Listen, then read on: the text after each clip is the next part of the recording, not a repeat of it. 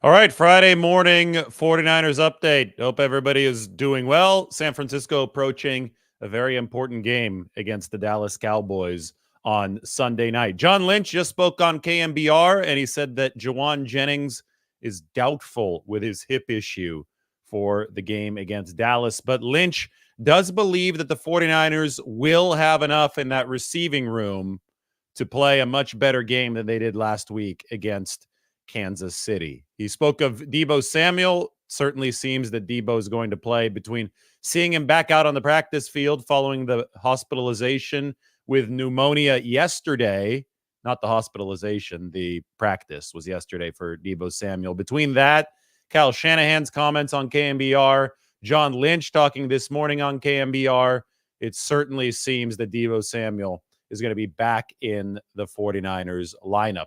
Also, and this is the news that I put into the headline on YouTube, John Lynch said that Dre Greenlaw, Christian McCaffrey, and Talanoa Hufanga will absolutely, and I'll put quotes around absolutely, be back and playing for the 49ers this season. He said that the recoveries for all three of those players are going well. Just to update you, Dre Greenlaw, Achilles tear in last season's Super Bowl. 49ers think that he's a few weeks out. Christian McCaffrey, Achilles tendonitis. That was something that flared up this offseason, late this offseason. So he's been resting and rehabbing. He might be back for the November 10th game against the Tampa Bay Buccaneers. That's going to be coming right off of the 49ers bye week. In fact, that has been the goal for San Francisco throughout. And then Talanoa Hufanga tore ligaments in his wrist. So he is on injured reserve, waiting for that to heal. I would think that Hufanga at some point would be able to put on some kind of cast or club and be able to return in that fashion. If it's just up to the ligaments to heal, well, and he has to wait for that to fully happen, I would expect him to not be ready until very, very late in the season, but he could potentially be back sooner if there's some sort of cast, because that obviously isn't a knee injury. That's not a lower body injury. That is one that you could just put that club or put that cast on. We've seen players do that in the past. I think most recently it wasn't a ligament injury for Jimmy Ward, but it was a broken hand, I believe, and he did put on a cast and did play with that injury. Also, and this is something that I had reported a few weeks ago, and now John Lynch verified it. Javon Hargrave, who has the torn triceps muscle, had surgery for it. If the 49ers are able to make it to the playoffs, Javon Hargrave has a chance to return for the 49ers. And a lot of people saying, he's not that good anyway. They don't know what they're talking about. Javon Hargrave is one of the top 10 interior pass rushers in football. And he was playing like that last year for the 49ers, and he was playing like that this year early for the 49ers. I mean, he got hurt in the Rams game, but that Rams game featured some big-time pressure from Javon Hargrave. They could definitely use a boost of pass rushing productivity from the defensive tackle spots. Is he the best run defender? No, but you're always looking for more firepower up front, especially against the pass. And you could rotate your guys, and you could find a way to develop and nurture a good run defense while also getting the extra boost of pass rushing productivity. They didn't pay Javon Hargrave all that money just to say that, we're better off with Kevin Gibbons. That's idiotic. So that's good news for the 49ers if they can get Javon Hargrave back by the start of the playoffs. If they can make the playoffs, that's going to be the big key. 49ers right now, they are technically in last place in the NFC West. Now, everybody sees last place and jumps to big freakouts and overarching conclusions, but it's last place because it's extremely clustered in the NFC West. In fact, the 49ers have the best point differential out of any of these teams, even though they're technically in fourth. Now, the reason that they're behind the Rams and behind the Cardinals, despite the fact all of those teams have a 3-4 record, is because of the head-to-head tiebreaker. The 49ers lost to the Cardinals in week 5. They lost to the Rams in week 3. But they will have a chance to play all of these teams again in the back half of the season. November 17th, the Seahawks are coming to Levi's Stadium. That's going to be a huge game. The Cardinals, they face them in the season finale. That's down in the desert. And then the Rams come in December on a Thursday night. First the Bears on a Sunday at Levi's, then the Rams on Thursday. So 2 games in 5 days for the 49ers at home. It's going to be a really, really pivotal 2-game stretch for San Francisco late in the season. So that's that. If you want to see the point differential, I could probably bring that up really quick, because point differential is going to be much more predictive of future performance than a relatively small sample of record. So here's the point differential. 49ers at plus 22, the Seahawks at plus 16, the Cardinals at negative 28, and the Rams at minus 30. Now, I will say, despite the fact that the Rams are down at the bottom here, they are contenders with Puka Nacua and Cooper Kupp. That was a resurrection from the Rams last night. They were 2-4. They badly needed a win in prime time against the good Vikings team, and they got it. And a couple things happened last night. The Rams began their climb up out of the point differential cellar. They're going to be contenders in that NFC West in the back half of this season. So the 49ers, I mean, they've already lost to an injured Rams team, so they better look out for a healthy one. But at the same time, I think we saw more of the Minnesota Vikings vulnerabilities, especially on defense. Entering the game last night, Minnesota was up here, the league's most efficient defense. The higher up you are on this chart on the y-axis, the better your defense is. That is really starting to tumble. The Rams put up close to 30 points with their offense against the Minnesota Vikings. Now, they did have Cooper Kupp and Puka Nacua, but it was also a Thursday night, so the defenses are typically worse on Thursday nights because they're tired coming off that game on Sunday. But we also saw the Detroit Lions have their way with Minnesota's defense a few days prior. And, I would just generally say that it's no longer September. It's no longer early October. We're about to turn the page, turn the calendar into November. And this is the time when offenses start figuring things out, especially against extremely complex schemes. And Brian Flores and that Minnesota Vikings defense qualifies for that. The 49ers had the bad luck of playing Minnesota in week 2 when defense was still far ahead of offense, especially after an offseason with a very relatively truncated program, right? OTAs. And for 49ers, training camp was even tougher than at other spots because of the holdouts and the hold-ins. They weren't really fully ready to click against an offense like Minnesota's in week 2. But now we see a team like the Vikings not dominate other teams with their defense anymore. And that happened with the Rams last night. The Lions I'll go back to this. The Lions are extremely intriguing as far as potential NFC favorites go because they've been more efficient than everybody else. But even there's an asterisk. They just lost Aiden Hutchinson for the season, and he was their best defensive player. The defense is what's keeping the Lions right here a little bit above average. If that defense falls down to average, then they are a one-dimensional team with a really good offense and a struggling defense. And I think the Lions play a lot of complementary football. The way you run the ball, the way you wear teams out, it's really helpful if your defense generates some big plays to get the offense back out onto the field. So Aiden Hutchinson's a big part of what the Lions are doing. I think the overarching point is that we can't say that anybody is great in the NFC right now, especially projecting forward over the back half of the season, given the injuries that are at play. For the 49ers, well, I had the morning update. They got Christian McCaffrey, Dre Greenlaw, Talanoa Hufanga, all in the pipeline to return. Those guys do return, and those guys are at least 90%. Well, then the 49ers can, and Javon Hargrave in the playoffs, that's a whole other thing. But the 49ers can say, okay, we can be one of these teams in the upper right-hand corner over the back half of the season. And the back half is what indeed matters. John Lynch also spoke of Brock Purdy today, and I thought that this was an extremely salient point. I thought he repeated a lot of what we've been talking about regarding Brock Purdy and his poor game against the Kansas City Chiefs.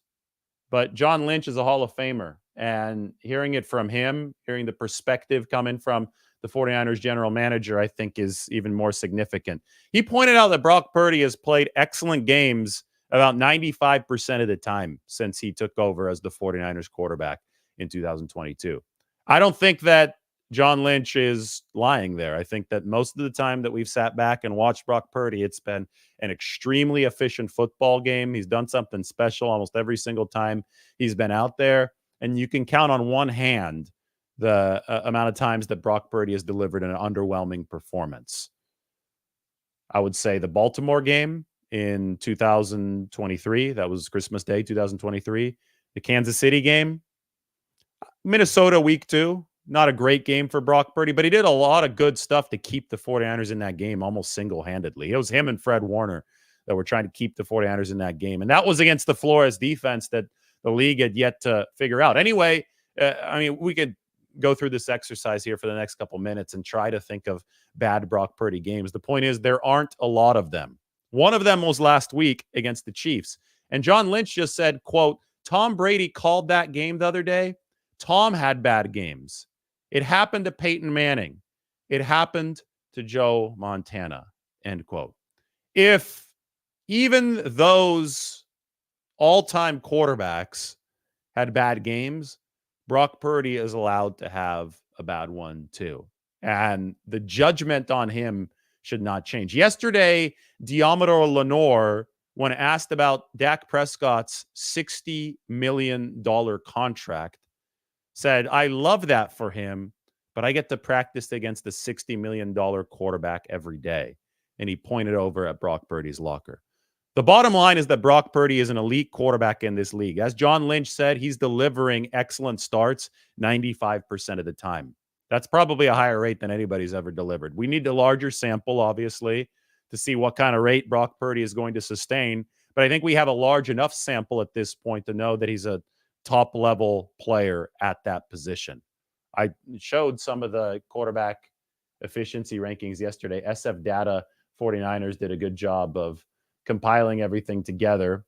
And Brock Purdy was right up there in the top 3, top 2, I think, even when you aggregated all the efficiency stats so far this season. And the crazy thing is that he's been asked to play the game in a much different style this year than in the past.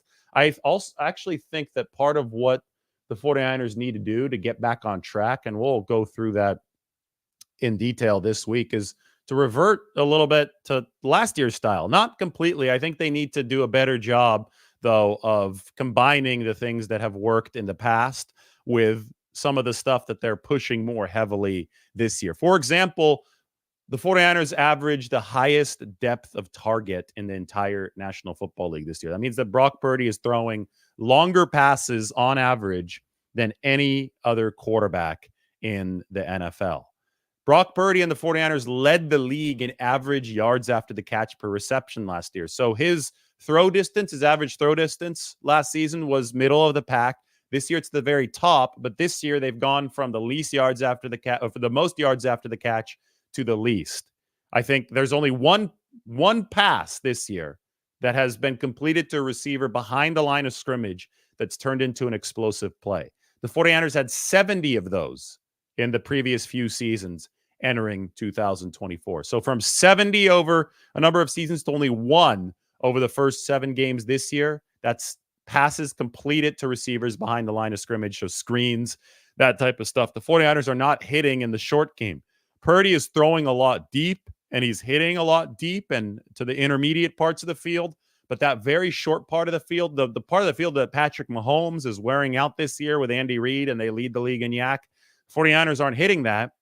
And I think that's why some of these complex pressures, some of these aggressive pressures are working against the 49ers, especially when they're facing a good defense like Steve Spagnuolo's defense, or we can go back to Brian Flores' defense in week 2. So the short game answers need to be better. And I think that's something that Kyle Shanahan has already successfully adjusted in the past at around this time of the year. Talking about the Rams, when the 49ers played the Rams back in 2021. That was a big short game adjustment. Getting the ball out quickly. I don't think the 49ers have to go to those extremes. Micah Parsons might not play for Dallas this week. Dallas hasn't been playing great defense. I don't think they have to go to the snap to release 2.3 seconds extreme. I do think, though, that they need to tighten some things up, and that starts with Kyle Shanahan. That starts with the schematics. It's a dual-headed approach, right? You've got the play caller and you've got the quarterback, and they have to work in symbiosis, and that's what the 49ers are shooting for. That's the epitome of playing good offensive football, is when the quarterback and the play caller are on the same page and on the same efficient page. And I think that at times this year, the 49ers have been on a very good, efficient page. We just saw them play the Seattle Seahawks and drop 36 points on the road. But against the Kansas City Chiefs, well, there are reasons beyond Shanahan and Brock Purdy, but it does start with Shanahan. The reasons were they were down a lot of receivers. They expect to be back a lot of those receivers this week. They've got to get back on the timing, and they have to turn this season around. They've done it before, and I think there's no reason to not see the 49ers doing it again. No legitimate reason. I mean, they've got a lot of talent. They have the offensive pieces. They have the quarterback, and the defense has also been doing some nice things for the 49ers, although there have been some incomplete performances on that end too. So that was Lynch this morning on KMBR. Every Friday morning, we'll have the update right after John Lynch has his appearance. Talked about Purdy. Also talked about John Feliciano, the 49ers veteran offensive lineman. Feliciano is ready to come back, according to his social media, from knee surgery. But the 49ers have yet to activate him, and they've yet to open his practice window. A lot of people want John Feliciano to just fill in for Jake Brendel. Well, one of the things is that the 49ers offensive line has not been playing all that poorly. People are cherry picking a few plays here and there, but they're not looking at the actual problems of the 49ers offense. They've actually gotten better O-line play on the aggregate than they did last season. They've improved the right side, that's for sure, right? With Dominic Pooney taking over at right guard, I think that's also helped Colton McKivitz. And McKivitz has benefited from being in his second year. He's naturally improving. Brendel started the season rough, and I think he was dealing with some of that knee tendonitis. But he's been playing much better as of late. The worst pass blocking score on the 49ers offensive line actually belongs to the left guard, Aaron Banks. And there's the left tackle, Trent Williams, who is Trent Williams. He's never going to be a worry for the 49ers as long as he's suited up and in the building. But John Lynch doesn't view John Feliciano as somebody who's going to step in and just grab a starting role away from somebody that's already in that front five for the 49ers. They look at John Feliciano more as a Daniel Brunskill type. And that was Brunskill toward the end of his tenure with the 49ers. He was a sixth man for the team. You could play any of the positions. Feliciano, I think, has played some tackle. I wouldn't expect him to play tackle for the 49ers, but especially along that interior for either Banks, Brendel, or Dominic Pooney, if there are any injury opportunities there that arise, 49ers can activate John Feliciano and slot him into one of those spots. One thing that the 49ers have to watch out for is the limit on returns from injured reserve that you do have. So let's take a quick look at the roster. This is the depth chart in the roster. Here we have the IR list. Ayuk is the latest on injured reserve for the 49ers, but there's only two players on the entire injured reserve list who are ineligible to return. That's Drake Jackson and Elijah Mitchell. Kalia Davis has returned, so the 49ers used a spot on him. So we're going to bold Kalia Davis there. Bolded players have returned. John Feliciano can return, but do they want to use a spot for him? Ambry Thomas can return, but they would have to decide to use a spot for him. Christian McCaffrey. So there's a spot that needs to be reserved for Christian McCaffrey to return. We'll say that's two after Kalia Davis. Then there's Javon Hargrave. Well, if he is ready to go in the postseason, you're going to want to return him. So that's going to be three. Then there's Talanoa Hufanga. He's going to be ready at some point. Well, that would be four. Brandon Ayuk is not going to be able to return because he tore his ACL. So already you have four players who you can envision taking up return to the 53-man roster spots. And you only have 8 of those spots. And Ricky Pearsall did also take up 1 because he came back from NFI. So there you go. You have 5. Yetur Gross-Matos. I don't know why I have him on PUP. Or I should put Yetur Gross-Matos on injured reserve. Is he on IR? Yeah, Yetur Gross-Matos is on IR. So there's 6 already. I have him on the wrong list, though. My bad. Dre Greenlaw, there's 7. So my initial count didn't include the PUP NFI guys. So between all the players that we think are going to return at some point this season, the 49ers have already filled up 7 of the 8 spots that they have to get back to the roster. And here I have the activations used. I could actually put, I have a counter. Look, I was already way ahead of this, but I didn't realize it. So IR, PUP activations, NFI activations, Kalia Davis, put him in there. We can take Ricky Pearsall and also put him in there. Hell, we'll just copy Ricky Pearsall's name and put it there. So Ricky, that's 2 spots used for the 49ers.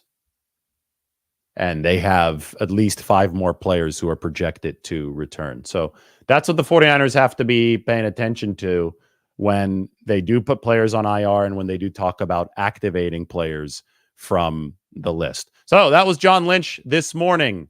The 49ers are going to bring back Greenlaw. They're going to bring back McCaffrey. They're going to bring back Hufanga. At least that is absolutely, quote unquote, the plan from John Lynch.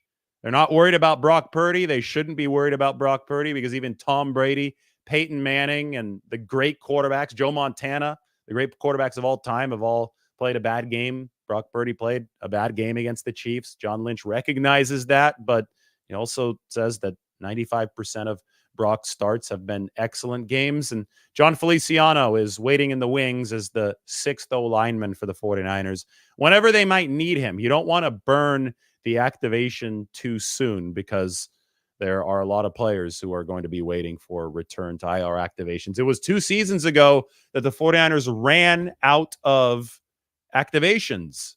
And I think that it was Hassan Ridgeway that was the odd man out. They ran out of activations for Ridgeway and they couldn't bring him back in the NFC playoffs. That was the year that Brock Purdy tore up his elbow. So it all became a moot point. However, if Brock Purdy didn't get hurt against the Philadelphia Eagles and that was a close game, I'm sure the 49ers would have loved to have Hassan Ridgeway, another quality interior defensive lineman. So you've got to manage this whole roster puzzle right. You know what else you have to manage right is what you're reading about the 49ers. Because you'll read a lot of stuff that isn't true or just isn't good. But I guarantee you that what Tim and I have working right now at the San Francisco Standard is going to be well worth your time. This is the latest article. I'm working on 2 more today. Are the Cowboys get well medicine for the 49ers? Maybe, but there is a catch. Not the catch from Dwight Clark against the Cowboys in the January 1982 NFC Championship game. But the catch of special teams. The rankings are absurd. 49ers down at number 31. Darker colors are bad. Lighter colors are better performance here. The Cowboys number 1. So San Francisco a lot better than Dallas, but the Cowboys have the ability to make up a lot of ground on special teams that simply would devastate the 49ers if they lost the game because of that phase of the game. John Lynch said today it's important that the 49ers play for 60 minutes in all 3 phases of the game. I think that was a very pointed way to say that special teams cannot screw things up for the 49ers. Otherwise, they've got the advantage on the Cowboys. Dak Prescott has not thrown well to the middle of the field. That's where the 49ers have struggled most. So Dallas not really playing at a level that can exploit the 49ers' biggest defensive weakness. I mean, the 49ers are number 26 against the run, EPA. Dallas hasn't run the ball all too well. Other side, well, the 49ers, again, they've played solid offensively with the exception of that game against Kansas City where they didn't have their weapons. When they have their weapons, this is a top 10 offense, And I think that they can play like one on Sunday Night Football in good weather against the Cowboys. So anyway, that's what's coming up. You can read all about it on the San Francisco Standard. It is up here on the screen. Why don't you check it out? The link is on my Twitter. I'll retweet this article one more time, and a couple more coming out today. So everybody enjoy. This is going to be a fun weekend of football, and it's going to be capped off by 49ers and Cowboys. That's your morning 49ers update. If you enjoy these updates, we're doing them live every morning now. If you enjoy them, give it a thumbs up, add to the comment section, hit that like button, and we'll keep them coming. Everybody, thanks for watching. We'll talk to you soon.